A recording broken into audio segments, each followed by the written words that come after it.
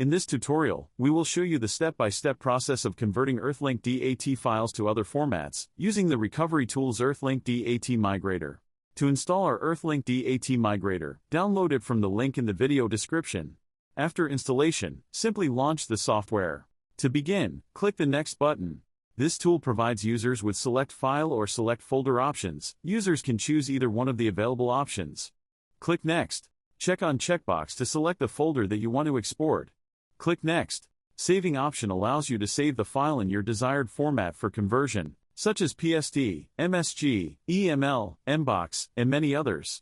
Let's select Outlook PSD option for this tutorial. Separate PSD per user option creates individual PSD files per user. The destination path section allows you to specify the destination folder where the selected file will be exported. Our tool provides filter options to precise the conversion. Here user can see multiple export options to be included or excluded in converted files, such as date range, from, to, subject, exclude folders, and others. Next, simply click the Convert button, and the conversion will begin. Once the conversion is completed, you'll receive a notification indicating that you have successfully converted EarthLink DAT files.